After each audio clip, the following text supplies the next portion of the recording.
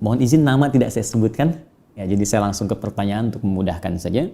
Assalamualaikum Ustadz. Waalaikumsalam warahmatullahi wabarakatuh. Saya mau bertanya, saya punya teman yang bekerja di salah satu bank. Dia sebagai teller yang input data nasabah, yang dimana data selalu berbeda, ya, dimana data selalu berbeda sama punya kepala cabangnya. Yang di sana terus dia timbul kecurigaan terhadap bank. Di sana terus dia bertanya sama beberapa pegawai di sana, dan ternyata benar kalau kepala cabangnya di sana. Anda banyak mengulang kata di sana, pepeo gitu ya. Baik, ya kita teruskan. Beberapa pegawai di sana dan ternyata benar kalau kepala cabangnya di sana korupsi dan pegawainya hampir semua tahu akan hal itu. Terus apa yang bisa saya lakukan? Apa yang bisa dilakukan teman saya Ustadz?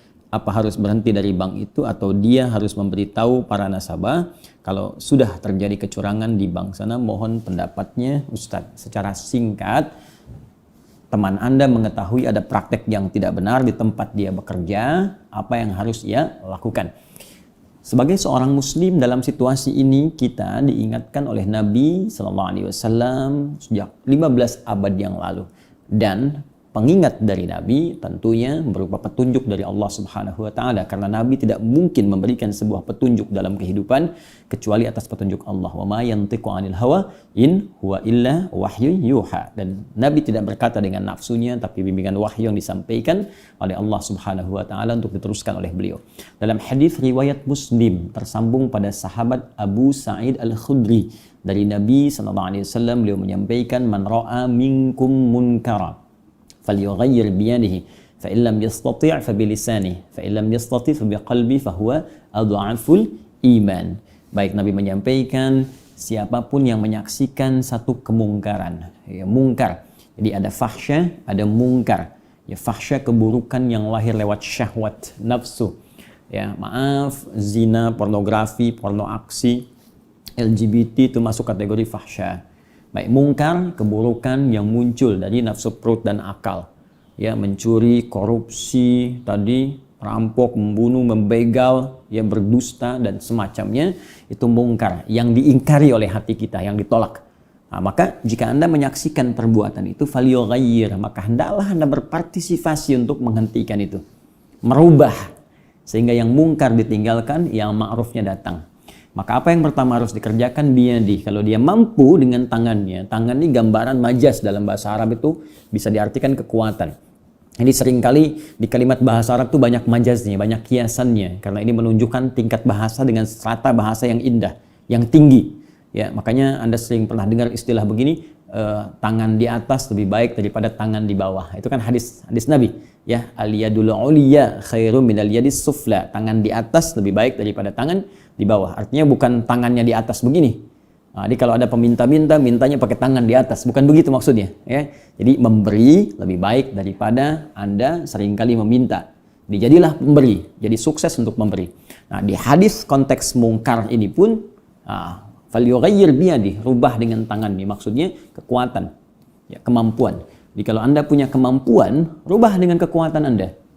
Nah, kalau posisinya bisa melakukan itu. Nah, kalau tak mampu, fabilisani, dengan lisan. Ingatkan, ya, sampaikan. Kalau Anda punya kemampuan, tadi kepala cabangnya di atasnya, ya, sampaikan saja. Ya, bahwa ada sesuatu yang tidak tepat. Kalau dirasakan misalnya sulit, maka Anda mencari jalan lain.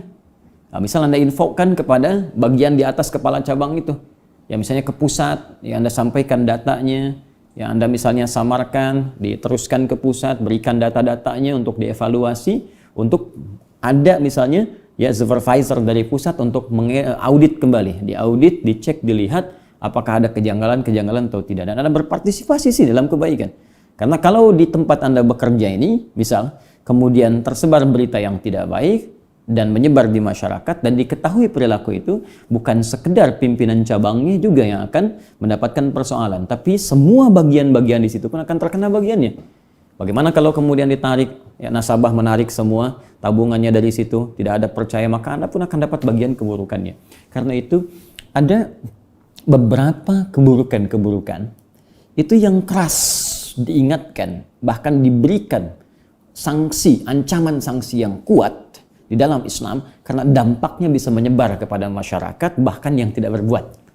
Ya, bahkan yang tidak berbuat. Dan ini sebetulnya sudah logis, dalam hukum positif kita pun seperti itu. Ya, kenapa narkoba misalnya hukumannya lebih berat? Kenapa pembunuhan itu berat? Ya, kenapa hukumannya begitu tinggi dan berat? Karena memang dampaknya kepada orang lain itu bisa luas. Nah, karena itu dalam Islam zina itu ancamannya kuat. Pembunuhan ancamannya sangat tinggi. Kenapa? Karena dampaknya itu begitu luas.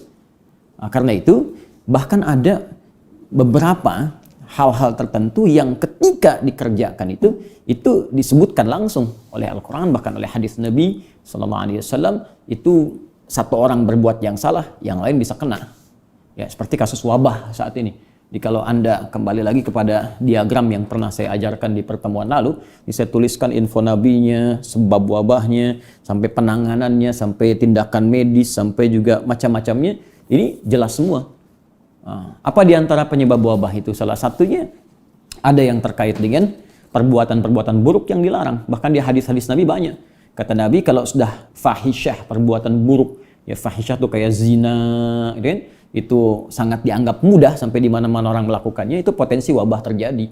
Yang zina 1-2 orang, yang kena penyakitnya bisa menular. Ya. Kemudian makan makanan salah konsumsi, makanan yang diharamkan, makanan yang kotor, yang nggak boleh, yang makan 1 orang. Tapi mutasi virusnya itu bisa menyebar. Ya, kalau dengue misalnya, demam berdarah itu dari nyamuk. Ya, nyamuknya gigit, ya, kemudian mutasinya baru dari hewan ke manusia. Ya, ini ada wabah yang ya seperti corona yang kita hadapi sekarang. Ya, dari hewan ke hewan pertama. Kemudian mutasi kedua, hewan ke manusia. Mutasi ketiga, manusia ke manusia. Nah, itu yang sudah semakin parah gitu ya. Karena itu kita berdoa. Pertama berikhtiar tentunya supaya semua ini bisa diatasi, kemudian berdoa kepada Allah Subhanahu wa taala. Jadi yang tadi jangan dibiarkan. Ya, Anda bisa melihat tingkatan iman Anda di mana. Kalau Anda mampu sampaikan kepada pimpinan dengan cara yang paling baik, cara paling bijak, dengan niat yang tulus, bukan niat untuk menjatuhkan tapi niat mengoreksi. Karena semua pekerjaan kita kembali kepada niat. Ya, jadi itu bagian pertama. Kalau tak mampu Anda dengan lisan, ya, sampaikan kepada teman-teman yang tahu tadi, ya. Kemudian kalau tak mampu pula dengan hati, tapi itu serendah-rendahnya iman. Tinggal ditanyakan iman Anda berada di tingkat yang mana. Jangan sampai tidak ada iman sama sekali. Wallahu taala alam bissawab.